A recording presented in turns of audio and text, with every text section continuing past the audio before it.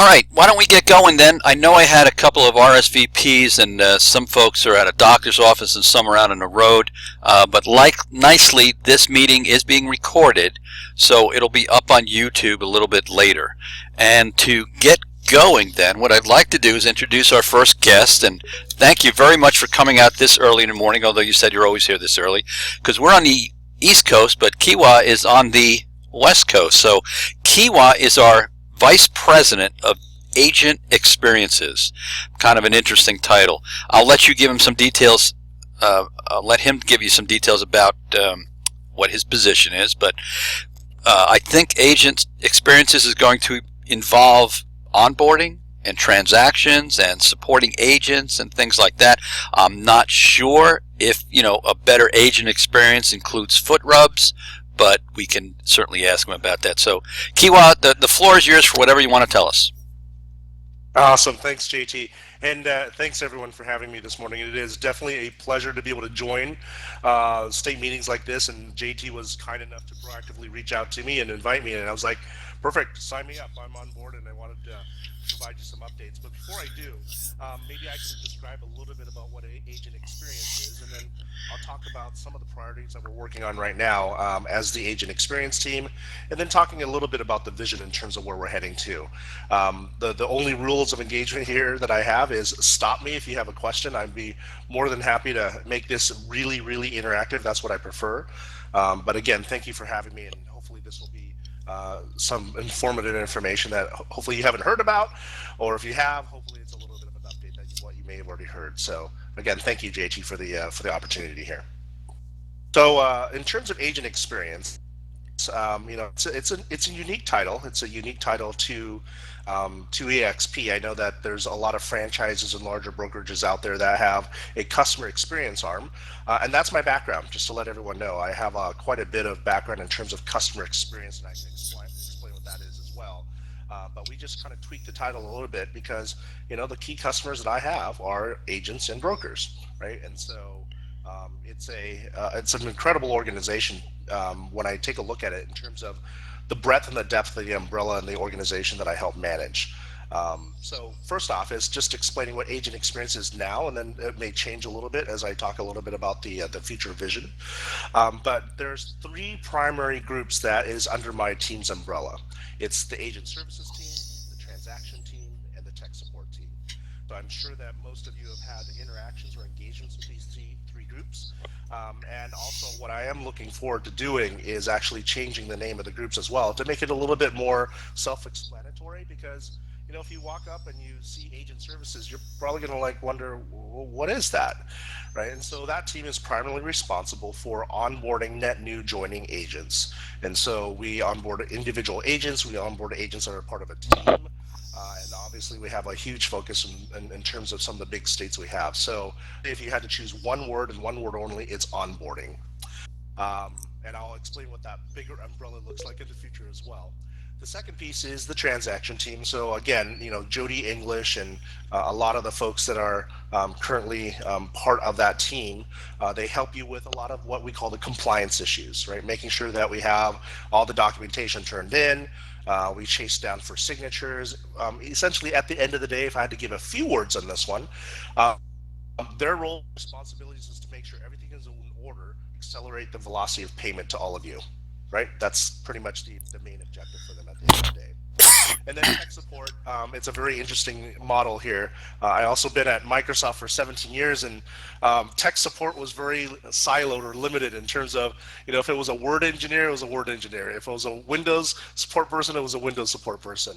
Our tech support team has quite a big job in front of them. They are responsible for breadth and depth. So every one of the technologies that we have, in terms of if something's not working correctly, or if it's not setting up correctly, or the MLS isn't showing up, or those aren't showing up on your systems, that is what my team does. But in addition to that, it's anything that we have seen people come in with going, my laptop's not working, my video card's not working, or the sound isn't working. Well, that's my team's charter as well. So as you can kind of imagine, it's very, very difficult to be a expert, not only in depth of certain items, but it's also an amazing responsibility for breadth in terms of pretty much everything that comes across their plate. So imagine the millions of different combination of systems and software and tools and hardware that come across their desk. But that is, again, part of the organization of agent experience.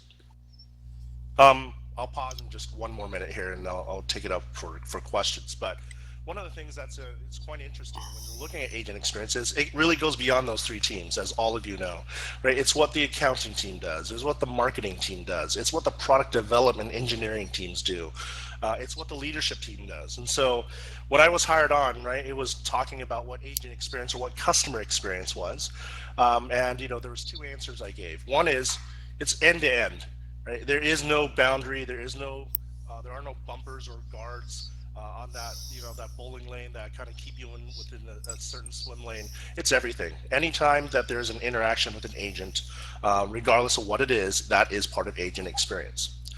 Second answer that I gave was around customer experience, and I was asked by Russ, "What do you think customer experience means?"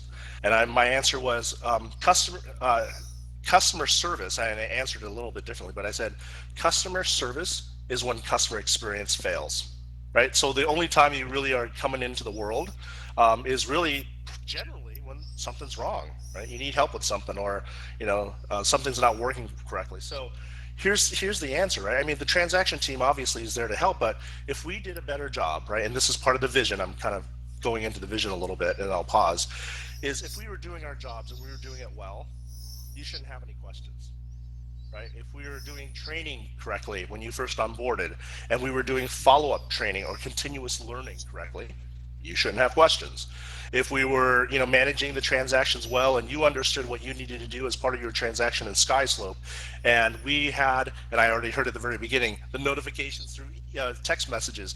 If we had notifications built in that would help you, remind you of what tasks you need to do, you wouldn't have to come into the world, right? And so again, there's a philosophy that I have, and that is, you come in for customer service or agent service, but you really shouldn't have to, right? At the end of the day, there may be times, outlier use cases, that you have to come into the world, but at the end of the day, right, my world is, I look at it as, instead of 80-20, I look at it as 90-10.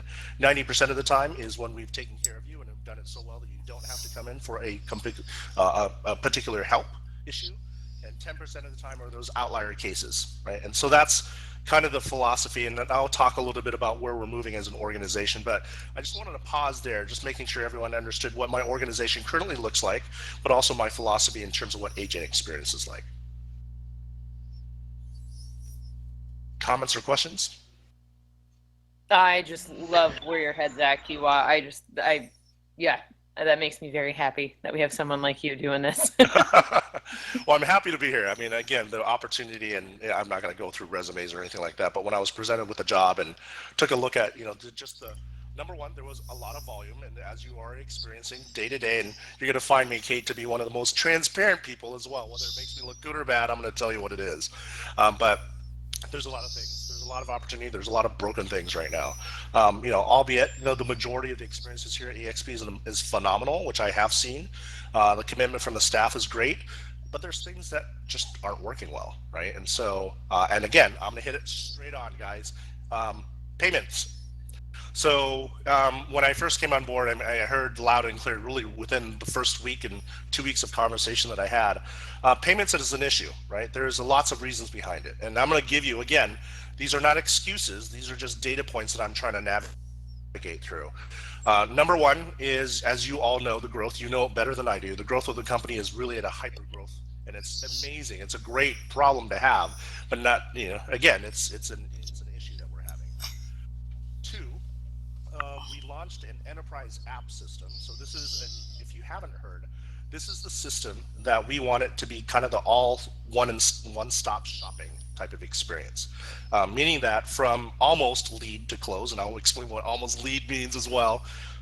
But we want this application to be something that you guys use to manage your transactions, to be able to update your information, to be able to see where in progress or the status of your transaction is, the system that actually drives and gives you notification of what's remaining, the ability to see your rev share, the ability to see your stock, to be able to see your, your cap status, everything, right? It should be part of this system. That's the vision, that's the goal. However, as we started releasing this product, we focused on one thing, and that was to help with the transaction process, meaning that a lot of what my TC's team, the transaction team, does, as well as what accounting does. So I haven't gotten to the issue, but here's the issue, right? It was a major platform launch, number one. Number two is this was supposed to be, and this is before my time, but from what I understand this is supposed to be launched sometime in December of last year, during the quote unquote slow time of the season. With some development hiccups and with some things that were going on, the push for the launch got delayed until, what's wrong with that? It's the busy part of the season. It's the start of it, right? So we had issues with a new platform. We had to train our whole staff in terms of the platform itself. There were bugs in the platform that we had to work through that we've now, we worked through the first 2 to 3 weeks of May. But that created, and here's the problem number 3, that created the duplicative work that my transaction team had to do. So what that meant was we were still managing, we still are, running some items through Guru, which is our legacy platform. And then we have to also, in parallel, run it in the new platform for the enterprise app. In addition to learning, they had to actually run things through. One of the bugs that has been since fixed is, and it was fixed, I think, 2.5 weeks into May, was that when there was a change in status in either SkySlope that fed into the information into the enterprise app, since they're now integrated, it changed the status, which was if my TCs worked with all of you and it was ready for payment, and there was a status indicator that said, it was a payment ready to be processed status, right? I'm not going to give you the regular status because it won't mean anything to you, but it's essentially that essence. Well, the problem was if there was a change to anything that really didn't affect commission payout or where it was supposed to be sent in terms of a check or whatever, right? It changed the status back into the TC world where they had to, again, touch the file, see what was changed, and then kick it back into a state back into enterprise. So that's what I mean by the duplicative work. And so we got essentially backlogged because not only were new transactions coming in, but we had to take care of the transactions that we already took care of. So again, it's not an excuse. It is data that it's essentially what we had to navigate through. And so that was number 3. If I had to choose number 4, number 5, and kind of combine them together, right? Again, I already brought it up a little bit, but there was the training issue as well, but also the fact that this enterprise system really didn't have ready or built into components of it views. What I mean by that is dashboards for brokers to be able to see where you're at, for you guys to be able to see what you can actually do with an enterprise. And so that created a lot of people coming into the world going, hey, where's the status? And we're trying to not only find out through the 2 systems, but also educate, and that didn't work, right? And so all those things piled up on us in the first 3 weeks of May. So that's the Payment Express. We call it Operation Payment Express, and that's the initiative I'm part of. What have we done? So I do want to tell you what we've done in the meantime. And so I approach everything, and this is where my operations background comes into play. I approach everything through 3 prongs, or 3 pillars: people, process, technology. I'm sure all of you heard it before. So from a people standpoint, not only was there the training that I've already talked about, but there was also making sure that we brought in more folks, right? There were much more transaction volume coming in. There was the training piece, there was duplicative work. We needed to get out of the backlog. And so about a week and a half, almost 2 weeks ago, we were now able to identify, as we were looking at the process piece, where were the pain points, where were what we call critical moments of truth in the customer experience journey or the life cycle. And so this is essentially customer experience terminology or taxonomy, but it's called moments of truth. And moments of truth is essentially the processes that make the biggest impact that we should be focusing on, either in a positive or a negative way. And so we were identify what processes were the critical moments of truth, and we added staff. So literally within a 3-day time period of when we finally said, this is it, this is what we need to do, we hired 3 additional staff members to come into play.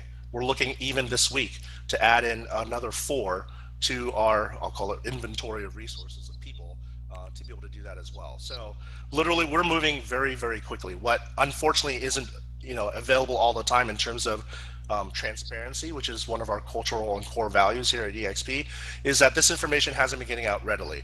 However, right, I saw a post this weekend, and I don't know how many of you saw it, but there's a post this weekend on Facebook talking about payments, and there was a couple of points, and again, very valid. I'm very empathetic. I'm not saying don't do those things, but I saw it. Right, and Jason and I immediately called each other up. I think Jason's time was somewhere around 10 p.m. and mine was 7 or something like that. And we got on the phone. And was like, hey, Jason's like, yeah, I know that announcements are coming out next week, and I essentially stopped him dead in his tracks. And like, yeah, but we can't wait. So in the Facebook post, I gave a lot of the information I'm giving to you guys right now, just giving complete transparency about what's going on, what are our initiatives, where are we focusing on, how are we going to fix this. So not only is the people component added, we've also identified the processes that we're doing. And from the technology standpoint, there is a sprint right now. So this is, again, product development taxonomy and terminology. A sprint is essentially, for those, and again, I'm not insulting anyone's intelligence, but I'm just going to explain it, is what it sounds like. Instead of a crawling or walking or running, it's a sprint. And in product development sprints, generally there's daily updates that happen as part of these sprints, and that we identify what the issues are in the morning or talk about what we've been doing. We fix it, the next day we track it and see what's going on. And so there's a constant sprint. There's a key milestone in the sprint, which is June the 19th, where additional enhancements in the enterprise application will be finished. So there's 3 things that are going to be part of it. Number 1 is, as part of the Operation Payment Express initiative, our commitment is by the end of this month, and this is why you can hear the sense of urgency and velocity of what you're seeing here.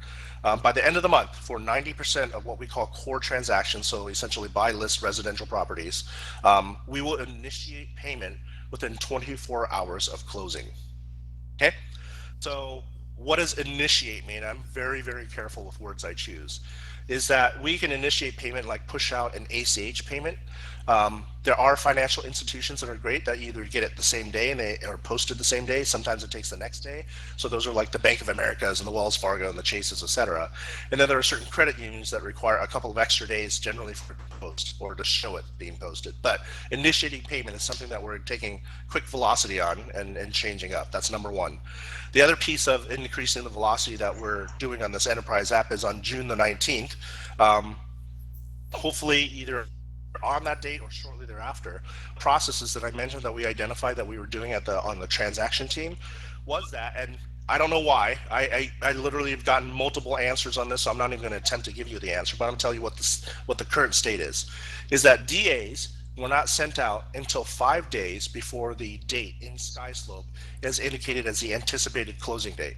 Well, what's the problem there, right? You guys are awesome at what you do. You sell. You probably close faster than that anticipated target date that was initially first entered in. So a lot of the times things were sent out or payments were done, and it was done incorrectly because we didn't have a DA to measure off of. And so what we're changing up, and hopefully again by the 19th, if not sooner, or a couple of days after that, is that we're going to do it as soon as we have broker approval. We're not going to wait for the target close date. Screw that. We're not waiting. And again, I don't know why that decision was made. It makes no sense whatsoever how we were running it, but that was one of the processes that we uncovered as well.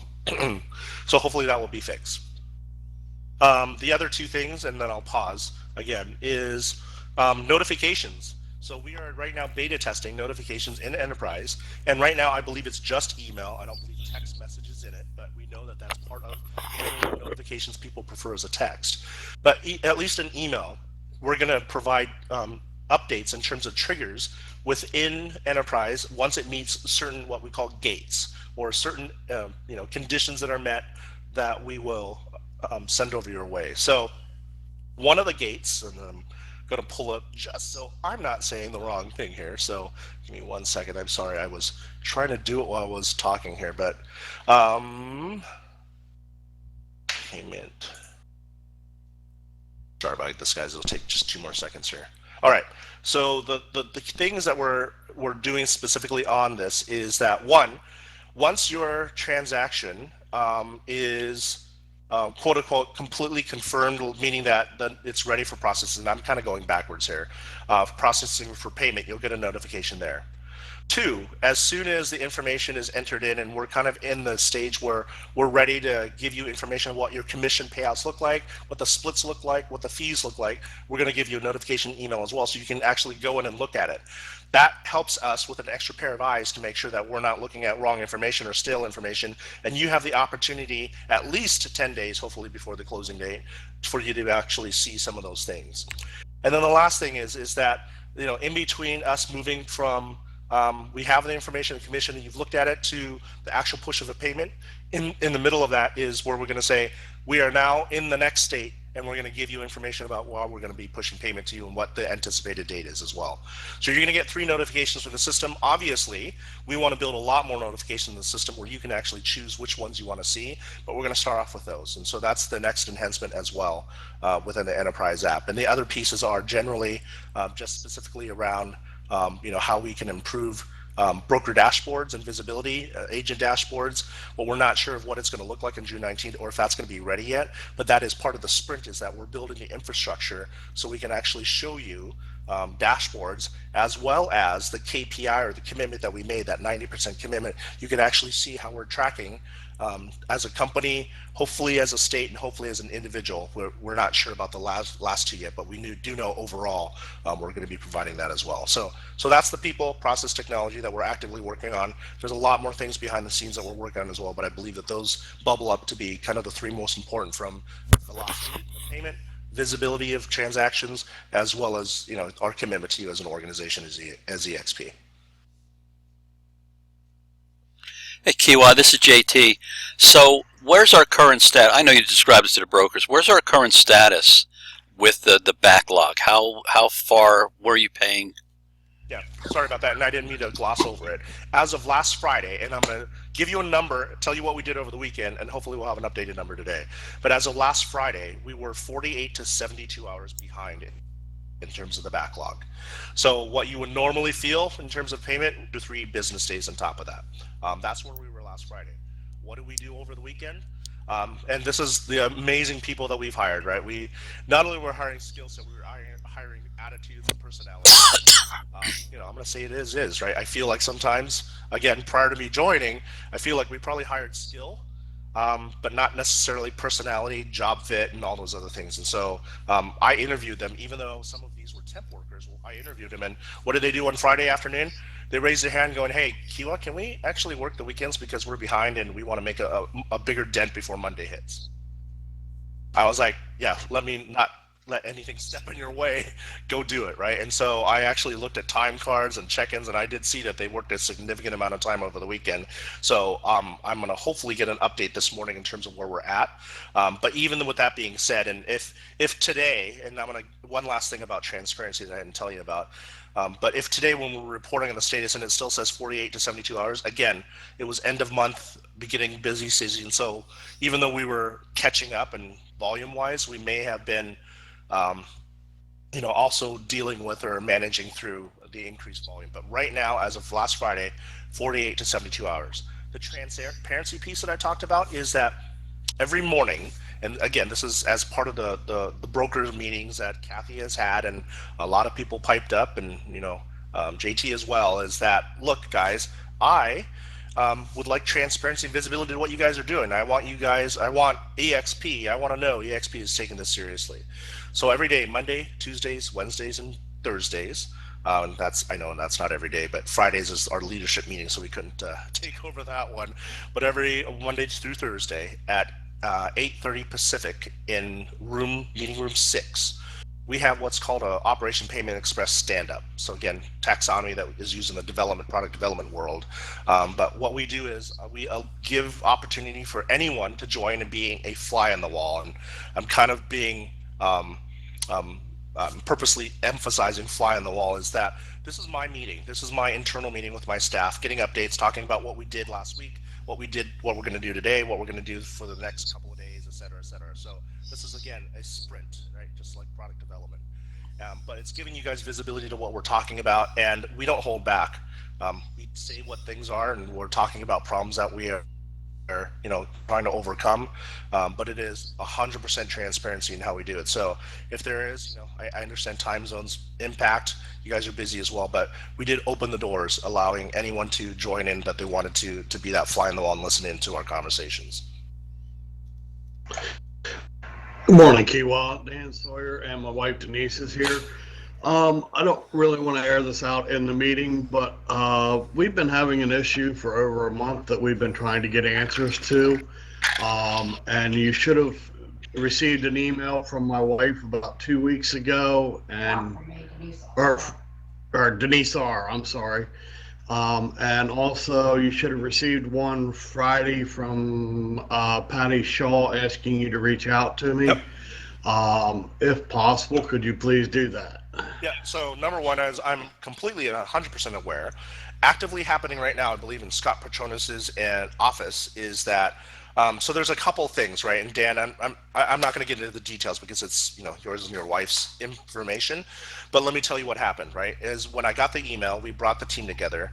The current enterprise system doesn't support the current model of what we're talking about. Again, I'm being vague. And so that's why I have Scott Petronis on here. And literally, there is a conversation happening right now in his office with Glenn Stanford to try to figure out, what can we do in order to make this happen? Because it's something we can do in Guru. It's not something we can do in Enterprise, but we need to fix it because it sounds like it was a commitment that was made by the leadership team or someone when they were working directly together with you. And so we need to figure out systematically and operationally and technology-wise how we can continue tracking it. Because what we can't do is some of these manual things, and again, it's not just you and your wife, there's probably others out there as well, but it is a gap in terms of how the product was developed that, again, Scott and I stepped into, right? And so we are actively working on it as we speak. So Dan, I'm definitely aware of that, and I hope you appreciate the vagueness. Okay, thank you. Yeah, that's fine. Like I say, just if somebody would keep us informed as to the progress, that would be great. Yeah, and I definitely appreciate it. Yeah, and Dan, I do want to provide you with an update. But like I said, as soon as, and I'm reading it verbatim. Hey Scott, this is from Glenn. Are you in the cloud? So let's chat what this is and what the position the company is taking. I think there may have been some limitations with Guru in supporting what we really wanted to happen, but wanted to understand a bit better. Scott then replied, "Thank you, Glenn. I am. Where can I meet you?" And that was at 6:20 a.m. Pacific time. So again, it's actively happening. As soon as I get done here, I'm going to reach out to Scott and Glenn and see where they're at, and then I'll provide you guys an update. But again, I don't have an update because there's a parallel conversation happening right now. All right, thank you very much. I appreciate it. Absolutely. Any other questions and comments? Hey, another question here. Oh, go ahead. Go ahead, Kate. I was just a comment, and you can do your question. Just thank you for being here this morning, because I know I was one of the commission issues too. I think I sent you a Voxer on it a couple weeks ago. So this is probably the most information I've heard. Information. I'm very grateful right now. So thank you. You're welcome. And here's the thing. It was a kind of a catch-22. So Mitch, who's the senior VP of marketing, and I talked several times last week, and we actually, I don't know if you guys know this or not, but we're in an office share location here in Seattle called WeWork. It's a company called WeWork, and Mitch and I sit in the same office. And so we talk about this, and the thing that I told Mitch was, look, we need communications and transparency out this door. And he's obviously trying to work and making sure that I don't say the wrong thing. But in my world I don't think just giving information is going to be wrong in any way, shape, or fashion. So we were planning, again, a communication that goes out this week. But one of the things is it's not just the communication out and the transparency, but it's also what can we do to make to help you guys help us. And I'm not pushing responsibility. I hope you understand this. I'm not doing or delegating or deflecting. I'm not doing any of that. But there are payment issues that are caused by, I'll just call it out, right? I mean, there's sometimes things don't get into SkySlope that needs to get into SkySlope, or there's sometimes brokers are really slow to approve things, or sometimes my team is backlogged, like I told you, and we're dropping the ball in terms of our service level that we want to be part of, want to engage and deliver on. So those things have to go out. And the problem that Mitch and I were having was hey, look, right? If when I'm looking at the volume and I'm looking at the escalations, and again, I'm not I'm going to make up a word. I'm not superficializing the problem by any means, shape, or form, right? But it is a smaller population that's experiencing this, and mainly in states that don't allow for split checks or being, checks cut at the table. So, and there's a slower, more manual process internally. There's also even though that there's single checks for single check states, there is a process that we have that we don't necessarily have to wait until the check arrives to our drop boxes. There is a process in play where as long as we got the settlement statement and we know, quote unquote, the transaction is real, we should be able to cut checks out, as soon as we get that. And so there really isn't, again, those are, as I peel back the onion is what I'll call it, right? I'm finding out, oh my gosh, why is this process the way it is? Or, oh my gosh, I didn't even know about this until yesterday, and let's now start talking about that. And so there's like a lot of layers, and I know that I've been, communicating to agents with other teams, and I'm going to call it out, right? The cost group is one of those teams that are in a non-split situation a lot of the times, and I hear it loud and clear, and one of their agents has been rightfully so extremely frustrated and directed, very direct in terms of the communication. And the thing that I have to say is there are things that I can't just flick a switch on even though I want to. And believe me, I've had enough conversations, and oh geez, try not to get emotional, in the past 2 weeks that I hear people that can't pay their mortgage or their child support or buy books or tuition. I mean, it's just, it's tough. I don't take it personally, but I hear this and I want to do things a lot faster than it is. But sometimes the people, the process, and the technology, they're all interdependent to one another, and I can't do it as fast as I want. But I appreciate the sense of urgency and everything that we're doing. And when we say we just want patience, it really is. And we're seeing it across the board. And again, it's a smaller population, but nevertheless, it's a problem, and it's something that I need to make sure we manage to. So I just want you guys to know, I mean, I'm definitely serious about this. And I wake up in the mornings, and this is where I was telling JT, I'm up already. Right? I wake up at 4:30 a.m. Pacific. I get on board by 6:30. I work until 6 o'clock. And by the way, I'm not saying I'm working harder than anyone else, but just this is the day in life. I'm done at 6. I eat dinner with my family, and then I'm back on from 7 until like midnight or past 1. And the only thing I live and breathe right now is I've put agent experience off to the side. The only thing I care about right now is payment. And so if there's other issues coming in, I hate to say it, but sometimes it's kind of getting the back seat, because there's nothing more important to me than getting money into people's hands rightfully. You guys earned it. You closed the deal. You need to get payment a lot faster than you are right now. So that's the only thing I breathe right now. But thank you, Gabe. Any other questions for Kiwa? There's just the vision piece that I haven't touched on. But, Oh, please do. The floor is yours. But are there any other questions before I move to the next one? All right. So vision. Here's the thing. I'm gonna call out some some opportunities if I'm looking at this positively.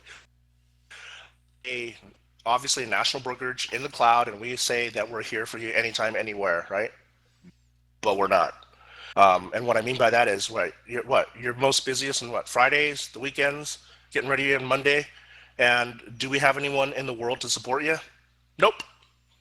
Right. And that was, again, I was doing my interview process. I was jumping in the world before I was hired. And, I came on different times of the day, days of the week, just to kind of assess, and didn't see anything on weekends. And I thought, well, maybe I'm wrong. And so when I started digging a little deeper, I found out that we're, essentially follow the sun 8 to 5, 9 to 5, what do you want to call it in your time zone. And that's not enough. And so when I take a look at all of this, is that number one for me is that I need to make sure that we're available in the time that is most needed for all of you. And so there is, and again, there's a huge component to it. It's not, again, I can't just hire people in and, staff them accordingly. There's a lot of pieces that need to be built into this as well. But one of my first priorities after payment as part of the experience is being more available. So I will be, looking to extend hours on the weekends, looking to extend hours during the normal business day. When I say extend hours into the weekend, actually make hours available on the weekends and extend hours on the days of the week that are most busy. But again, there's the people, process, technology, but then I'm also going to call budget as well, right? It's not something that's as simple as just changing shifts. And so I also don't want to kind of pull away people Monday through Friday and put them on the weekend, and then have I'll call it lean support during the weekdays. And so a lot of pieces to this puzzle that I'm working through, but the vision, right, is more availability, right? That's number one. Number two, in terms of the vision, is again, better, I'll call it readiness. So I had mentioned at the very beginning that customer service is when customer experience fit. I want to make sure that the assets and the tools, there's a lot of great training, right? There's a ton of classes that happen throughout the week. There's a bunch of videos that are, in our EXP cloud, but, is there truly a learning management type of system put into play where you could easily navigate to the materials, or we can easily prescribe what should you do steps 1 through 5 when you first join as an agent? Or in terms of continuous education, instead of just attending classes over and over, are there classes that build upon one another, like in college, right? There's a 100 level course and 200 and 300 level course. So there's a lot in terms of learning that we want to make sure that we're providing to you, and the learning piece essentially enables you to be more efficient and effective in what you do as it relates to either your job, or better yet, right? Again, you're great at what you do, but better yet, how you can ensure that your experience with EXP is not only flawless, but it's painless, right? And so those are big pieces and big ticket items that I'm working on as well. So availability and readiness are two pieces in terms of the vision. And then the last piece in terms of the vision is what I call managing up. And what I mean by that is, I have, again, a dedicated team of staff and personnel in terms of delivering an experience, but could they be better in terms of skills, whether it be hard skills or soft skills? Absolutely. And so there are things that I'm looking up in terms of making sure that I'm bringing in, a management team. So some are going to be promoted because they're awesome performers. Some of it is going to be me bringing in outside folks that I'm, either have a network with or other people have recommendations for, but bringing a stronger management team that can help manage up the organization as it looks today. So there's going to be a lot of essentially development and items such as that will really deliver a much better experience. But those are, when I say the vision, its vision generally is 3 to 5 years. That vision is really within the next 6 months, right? That I'm going to make some of these things happen. I've already aligned one of the organizations that I have that I will be announcing fairly soon in terms of driving efficiencies and effectiveness. I'll be doing the same, but then again, uplifting talent or bringing in talent to do what I need in terms of what the next stage of the organization will look like. So that's it. Again, I could deep dive wherever you guys need to if you have a question, but again, I hope that today's meeting was helpful. I hope that this type of communication will be more normal, whether it's executives coming into state meetings like this. And by the way, this isn't blowing smoke. This is last Friday. Sorry, one last thing, whether Russ likes me telling this or not. But last Friday, right, the leadership meeting meets every Friday and every Monday, but on Friday it's between 9 to 11 Pacific. And one of the things that was talked about was how do we get more engaged in state meetings like this? And we were talking about, how we arm every one of the executives with a messaging framework, some boilerplates, making sure we're saying the same thing, but it is on our docket to make sure that we're more engaged moving forward. And so whether it be state meetings, whether it be communications, I don't know, right? Because we need to be able to scale what we're trying to do and be able to effectively still do our jobs. But we do know meetings like this are extremely important for us to make happen. So again, that's why when JT said, hey, Kiwa, can you join? I'm like, sure, I'm all over it. Albeit, JT, I think he sent the message on Friday, and I didn't get back to him until Sunday. Voxer is being stupid. That's all I'm going to say. So I had to reinstall, etc. But I'm getting to the messages that I'm getting on it right now. But regardless, again, JT was awesome in inviting me, and I jumped at the opportunity to get in front of all of you. So in my broker file, is there any extra credit involved or anything like that, or? I believe gold stars are being sent your way. Yeah, good. We like gold stars. Yeah, but JT, thanks again. I mean, it was awesome for the invite to be received. Oh no, thank you. I was thinking you might speak for 5 or 6 minutes, and you willingly and graciously spoke for this much time. So I appreciate it. I'm guessing you probably have to get over to your your meeting. What time did you say that start Pacific? Well, there's it's 8:30. That's another 15 Okay. minutes away. But I do want to see if Glenn and Scott are still talking. So I'm going to jump in there, and then I have remember I said new people? I have a new person. Oh yeah, I've already got to even mention this. I have a new employee starting that is going to help in World and for accounting. So her name is Christine. She's going to work closely with Robert Stanford as well as Doug Moir. But I've added one net new. There's going to be two more that I'm going to be adding to that group as well to provide more in-world support. So it's not. I mentioned that agent experience isn't just the 3 teams I manage. I don't manage accounting, but it's agent experience, and I needed to make sure that we're doing some uplift there. So she starts at 8, and then 8:30 is the stand-up, and then 9 o'clock is our leadership meeting that we do every. So the Fridays is 9 to 11. Pacific, and then the Monday is 9 to 10 Pacific. So, and I guarantee you, by the way, we use a Trello board, if you're familiar with that, and we have cards in the Trello board, and the only card that stays on the top, sort of like posting in Facebook and making sure it sticks to the top, is Operation Payment Express. That's what we lead with every one of those meetings, and I don't even think we talked about anything else on Friday for 2 hours other than this. So, anyhow. Very good. Well, thank you, Kiwa. We appreciate you coming by. Yep. Thank you, everyone. Thanks, Kiwa. Thank you, everyone. I appreciate it. Yep. Thanks a lot. Take care. Thanks, Kiwa. You're welcome. Bye-bye. Thank you. All right. Well, that was nice. I just invited him at the last minute. I was hoping to just have him introduce himself, talk about the things he does, but he gave us almost 45 minutes, and it was a good 45 minutes of information, so that was very good. I will try to shorten up the meeting here a little bit so we're not here on a mega meeting forever. So let me move on here with a couple things I have on the agenda, and hang on one second here. There we go. All right, I just had to click my microphone on permanently here while I'm talking. Like I said, these meetings are now being recorded. I'm using Screencast-O-Matic. I don't know how they do it in the other ones, but if I switch screens, it'll come up on the recording. If I move my mouse and cursor around, it'll come up on the recordings. So, but this will be up on YouTube. So that's the first thing I want to start with. We have a YouTube channel, and I'll send out an email with the details, but it's simply called eXp Realty, in Delaware. So I'm still learning about, this is a brand YouTube channel, that's what that they call it. So I'm still learning a little bit about how to get things organized and set up, and folders and playlists and all that good stuff. But what I did was on there, and I assume everyone who subscribes to this channel can see it, is that I tried to subscribe to a lot of other things that would be pertinent to us. So, for example, Commissions Inc. has a YouTube channel. I'm sure there's videos and instruction on there.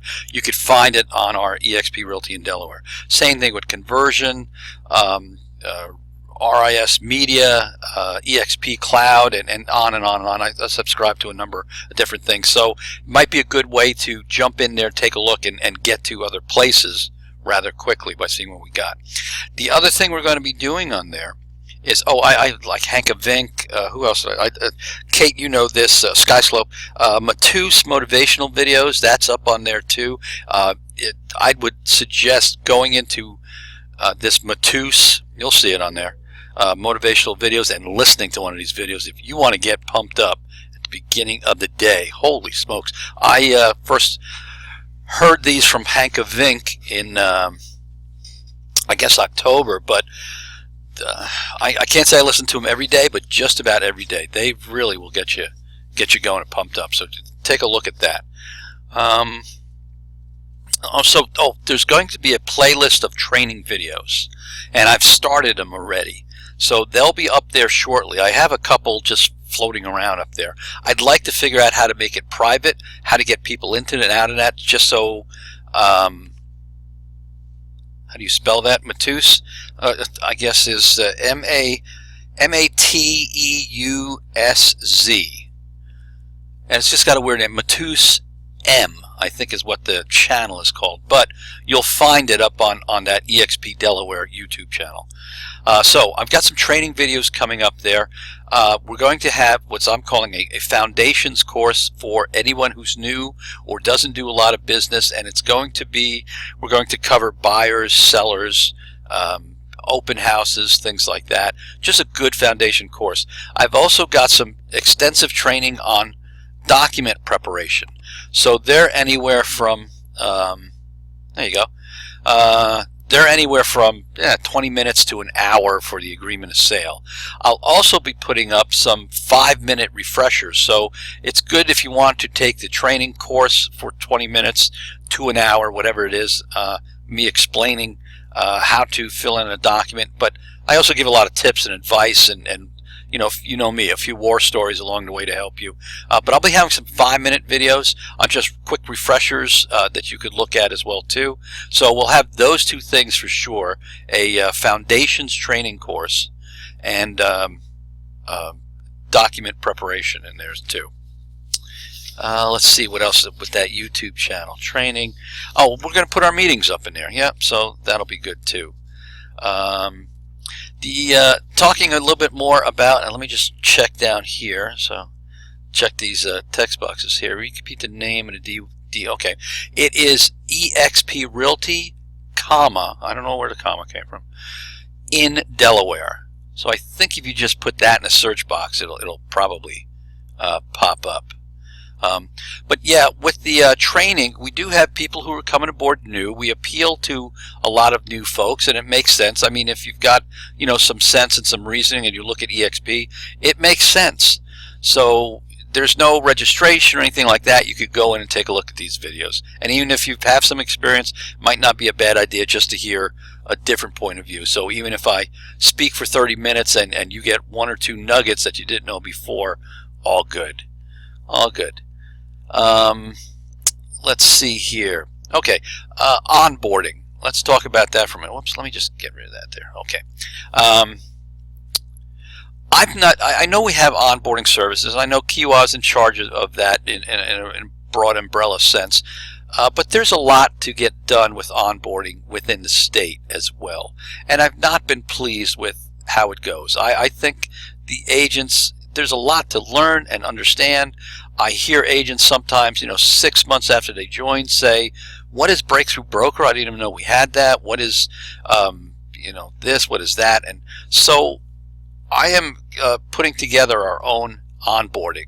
And I'm about a fifth of the way through that, I would say, too. And here's what happened. I just had this, I purchased this wonderful piece of software for CRM. This was before we switched. And it's called RealVolve, but that's of no importance, really. But what they did was they sent me automatically 30 days of getting used to the software with something small to do every day. And each email was titled Day 1, Day 2, Day 3. Did you know about this? Did you do this? Did you put your profile picture up onto our, did you get your email signature set up? Just little things like that. And that really got me organized, onboarded to this CRM software. Nice and easy, instead of binge watching a whole bunch of videos all at once. So we're going to have the same thing here in the state. It's not anything what the EXP is doing. It's what I'm doing. And when you come aboard, I may just try putting everybody into it just so that everyone's on the same page. But there'll be a very short email with something to do every day or something to make you aware of with EXP as part of onboarding. And it'll be, day 1 through, I'm thinking 30 days. It may be a little longer than that if I have enough, but at least 30 days. Let's see here. Yes, thank you, Brian. I'd love your feedback on that. I really, really would. I'm going to send out an email with some other notes in the meeting so I could keep it a little shorter for you here. I do have some local association news, and the big one I want to tell you is in Kent County we have a brokers meeting of just county brokers. Now, you know what? I'm going to tell you something on a side note. listening to these other brokers, and because I'm in a meeting with all the brokers, managers, owners of agencies in Kent County, and sitting there and listening to some of the things they're talking about and what they're doing. One of them saying, boy, I think I'm going to try to do an online survey. Not sure how to do that. And then a couple other brokers said, there's probably software for it. And another one saying, I bought a scanning machine for my office. I'm not sure what the agents are going to use it for, but I had one or two ask for it, and I have it right there next to my fax machine. And I felt like I was from the future and came back to 85. I really feel like it was just an observation that they were really behind the times with a lot of things, and how advanced we are here. It's not so much, it's not so much, we are that technology based, because it's not hard stuff we're doing here, but they're just really, as a group, pretty much behind the times. So what I want to tell you is this: in Sussex County, so at that meeting, we have a director for Trend, or Bright, which is going to be known as, and that's Charlie Martin with Harrington ERA. So he gave a couple updates, and I peppered him with a couple of the questions here too. So here's the news things that he reports. Sussex County has signed a lockbox agreement. They're going to update their lockboxes, and it's going to be, get out the trumpets, one key, one account. You could get into Sussex or Kent County Sentry locks. Yeah, and I see light bulbs lighting up. Yes, absolutely. If I'm lying, I'm dying. So that's big news. I don't know when that's going to start, but I understand they just signed it. The other part is, as we move into this Bright, I'll give you a quick Bright update. We were in Trend. Bright is a mega MLS merging, I think, 12 or 13 private MLS systems.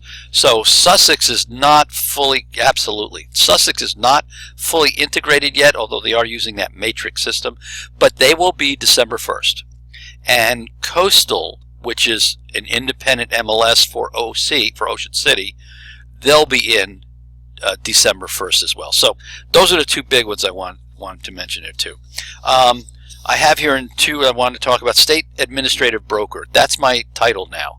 I'm a State Administrative Broker. For the state of Delaware, I'm still the State Broker of Record. And that's, so on business cards and things like that, with the yard signs, you're better off keeping it a State Broker of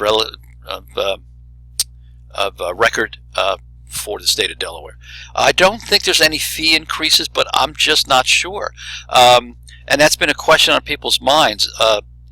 We used to pay, just for example, we used to pay, I don't know what it is now, $148, $160 for 6 months with Trend. Whereas Maris, which is the Maryland one, was like $250 a quarter. So it's $1,000 compared to $320. So I'm not sure how all that's going to change or affect, or if they're still going to be charging the same. But so I don't know that answer. So State Broker of Record. So my duties have increased, and from your end, I don't see much change. I'm just a quick summation. I'm a little bit more of an employee in regard to a broker than a purely independent contractor, which was kind of similar to what it was before. So some minor changes. I don't think it's going to affect a lot of us here too. Let's see here. I've got some EXP news, and then I'm going to open it up. I had some tips and some training, but I'm going to skip over that. I'll put that into an email for you folks. There's some free ebooks available and things like that. There's a free website from Riz Media. I'll put that in there too. But some EXP news.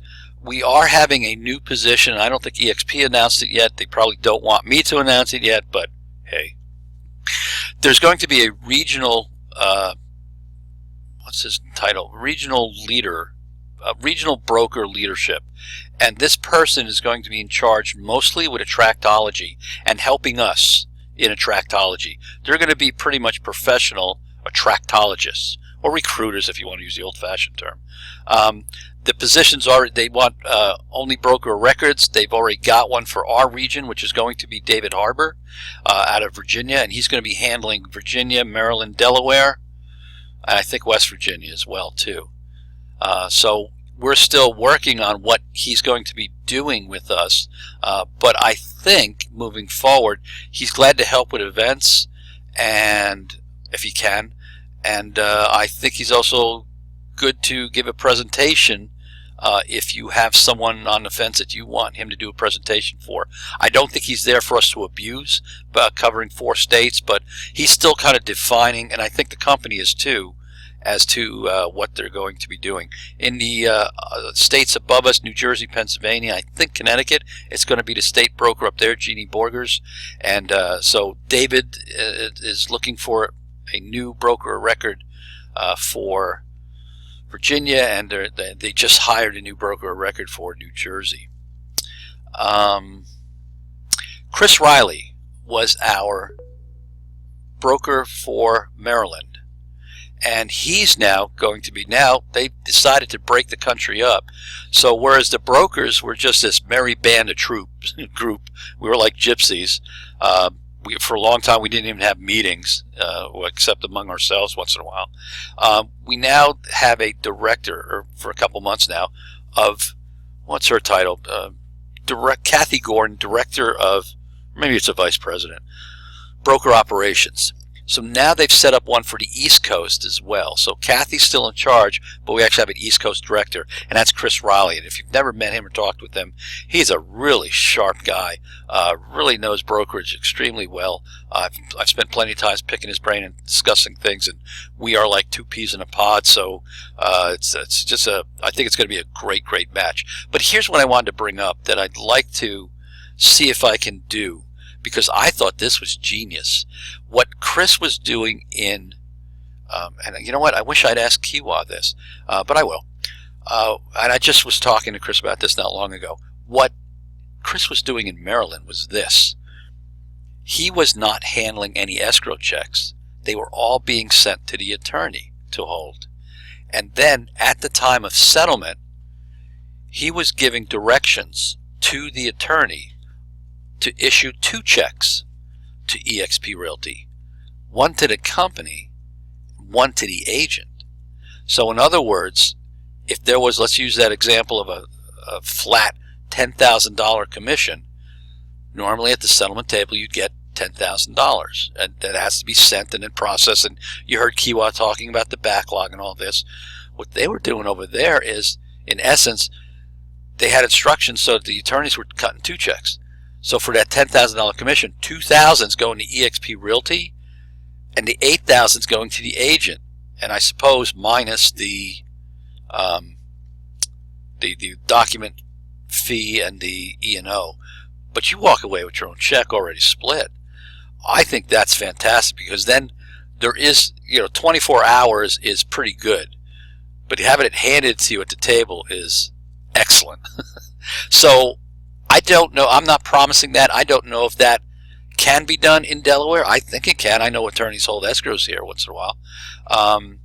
But I know that there is someone in the company, Chris, next door to us, who has been doing it and has experience with it. So I'll be picking his brain some more. That's actually not old news. That's actually very, very new news. Chris and I were just talking about this, I think Friday or Saturday. So I just think that's a great idea. Let me see what else here. Yeah, that's about all. I have some other things here, but we'll be going into those things later. A couple things I wanted to mention. Did I find out? Hang on, let me move this down. Did I find out about Sync working for us? Yes, they are rapidly fixing all the errors. It's not just us. There are people in Oklahoma, apparently, who are listed in Denver, and people on the border of Florida who are listed in Atlanta, and on and on. So they are rapidly working on it. And from what I understand, there's a team, a sub-team, put together just to nail these things out. When I look at my Sync, I have 3 state offices under me, of which 2 are in Pennsylvania. So, yeah, hopefully that'll get worked out pretty quickly too. Now, just for anybody in here who's new, or we have a Facebook page, and I think, what do we call that one? eXp Realty Delaware, sorry, Delaware eXp Realty. I'm not sure. What I try to do is to get more coverage and more brand awareness. Not so much the rah-rah, hey, look at eXp, aren't we great? Here, have a glass of Kool-Aid. Just a little more brand awareness. So very often I will try to post things to eXp Delaware on a more public relations type of thing, whether it's an open house or a new agent. And then a short while later, I will share the eXp Realty Delaware page. And hopefully that'll get, and it always seems to, get more people to click and like on that page as well too. And the more clicks and likes that we get, the more comfortable other people are liking that page. In other words, other agents. So if you have an open house, let me know if you're going to post it online. I think everyone here has the capability that they could post to the eXp Realty Delaware page. So put your no matter where you put an open house post on Facebook, try to think of putting it to that eXp Realty Delaware page as well. And then, I will always try to share it. And you see that I do that. Whenever I see an open house, I always try to make sure that I share that publicly. And my philosophy is that if I see it and, it says, when was it posted? It says just now. I won't share it right away. I try not to, because I figure it's already on everybody's feed that So I try to wait a couple beats, like an hour or 2 hour or later that evening, and share it so it's on a whole fresh new set of Facebook feeds. And I try to do that, I do that so it's public as well. I'm going to open it up to everybody in a minute here. Tell me about listings or anything buyers you're having trouble with. But I do have one thing I just wanted to go over with, and this idea, oops, let me just get rid of that. There we go. I'm recording and I had my text box wide open here. So I was at a broker's open house last Thursday evening, Dan and Denise, very nice house by the way. I noticed that it had a first floor owner's suite. I have a listing in Nobles Pond that is a pure 55 plus community. Dan's, yours is open to, it's just fine for a 55 plus. I'm wondering if anyone else has anything listed like that right now. And here's my thought. How about we try to put together a series of open houses on the same day, and we will advertise it in New Jersey for 55 plus, and we'll target the ad. I can target the ad to people who are over the age of 50, and yeah, right. So if you have anything or about to list anything, it doesn't have to be in a 55 plus community like Dan and Denise's isn't, but it's a one-story open floor plan. Dan's is with the first floor owner suite. Those are perfect. And then maybe we could get people down and say, here's a 3 or 4 house tour, that you could get. And maybe we could even do the things that to do at Brokers Open, visit all 4 and be eligible for a gift card.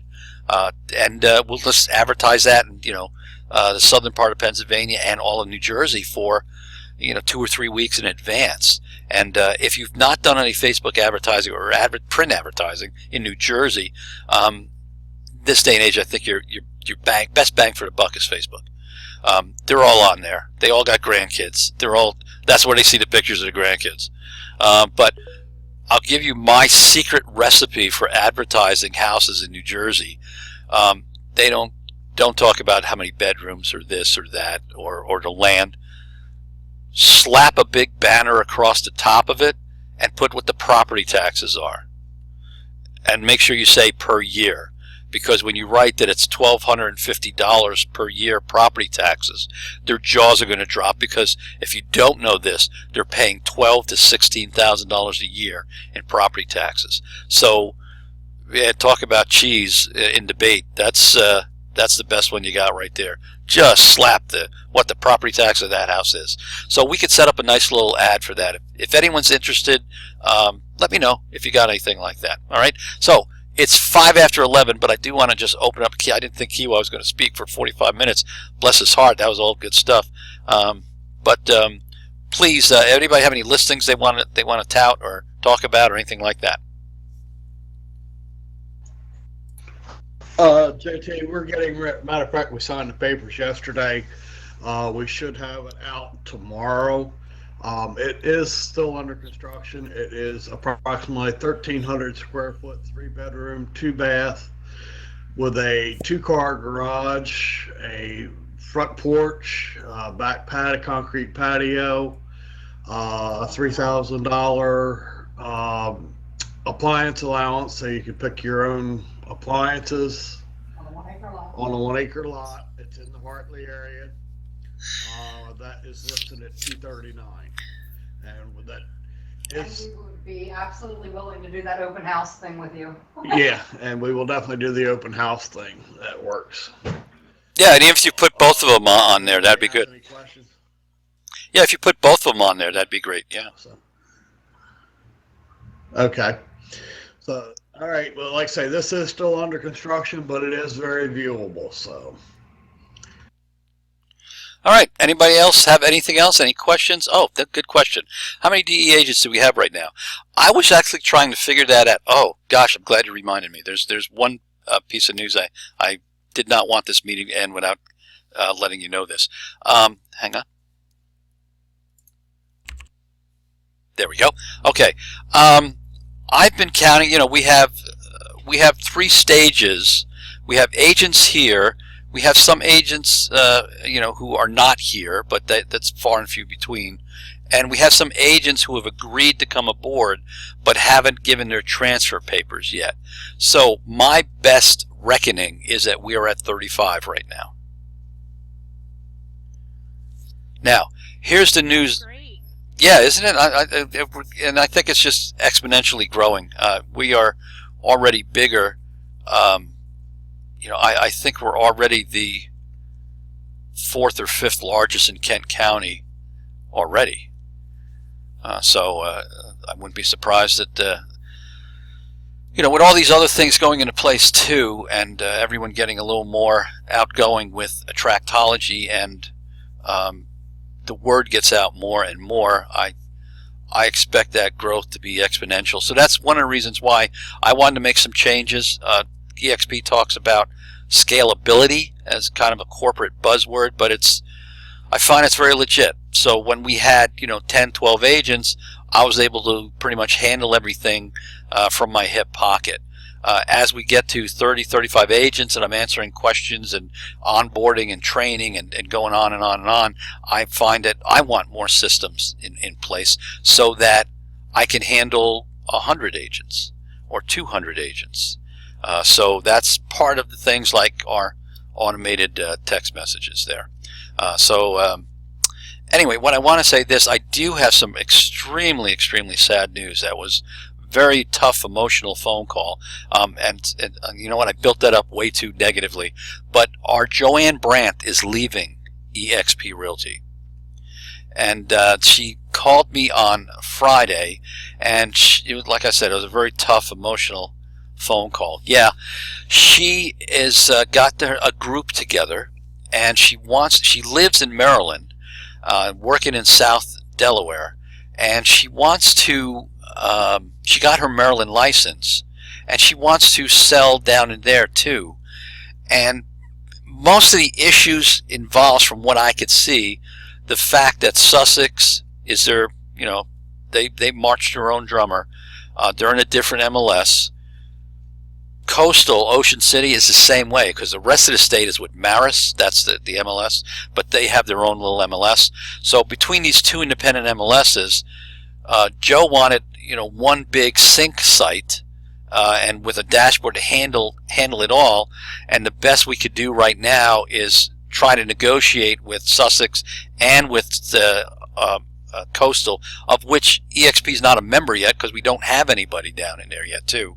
So she was working on it, and Chris Riley, who was the broker of Maryland, and myself and Joe have been going back and forth with helping her get set up in this, and right to the point where we even had business cards that were approved for her for dual states. But she just finally just said, it just can't work.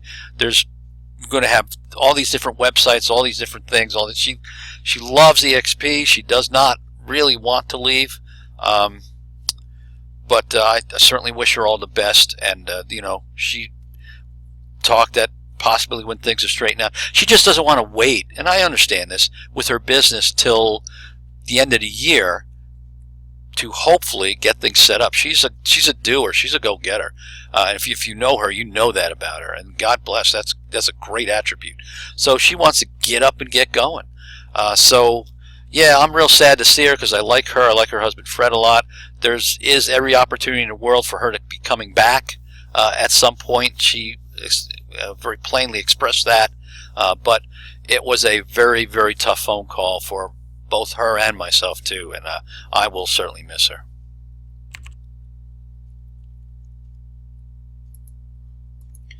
Yeah, so if anybody wants to reach out to her and just give her all the best and encouragement, she could probably use that. So that'd be good.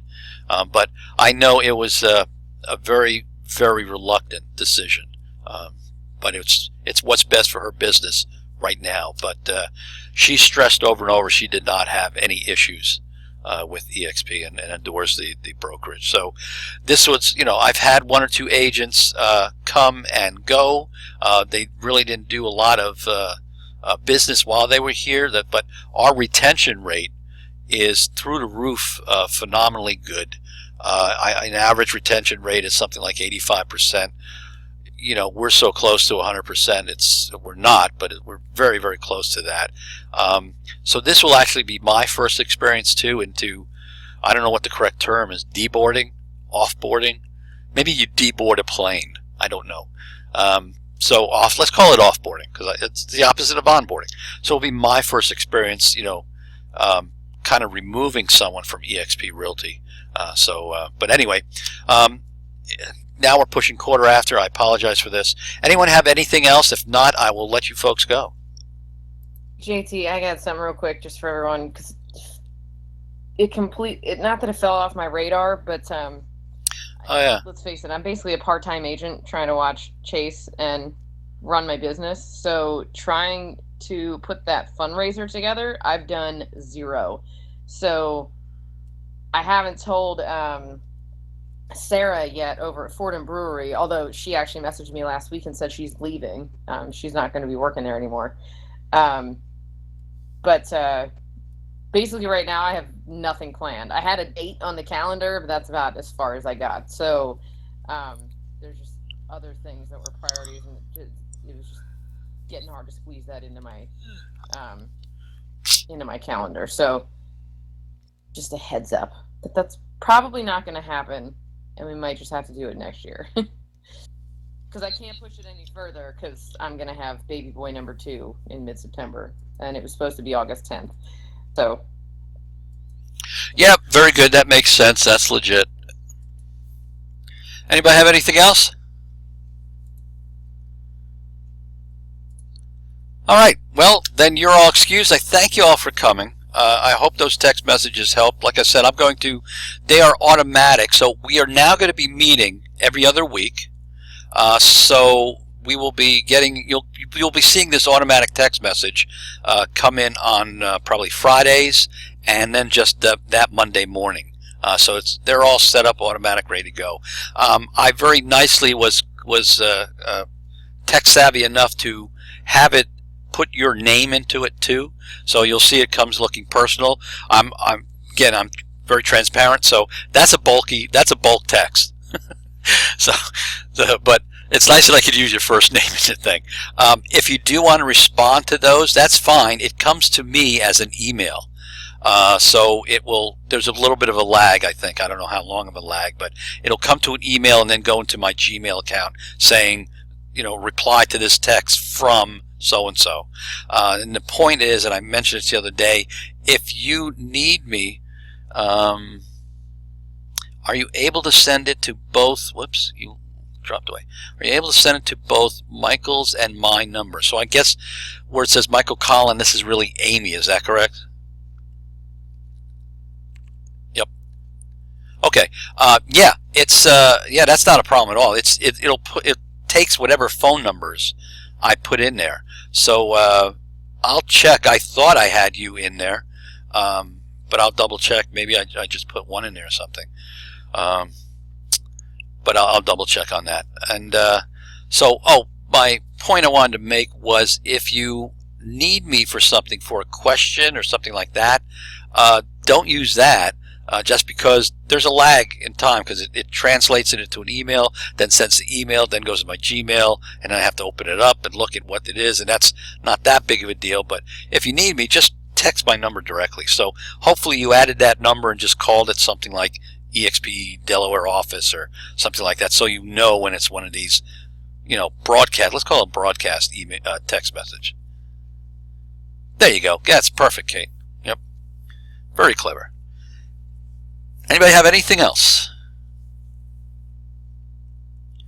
You folks are free to go and enjoy the day and, use lotion.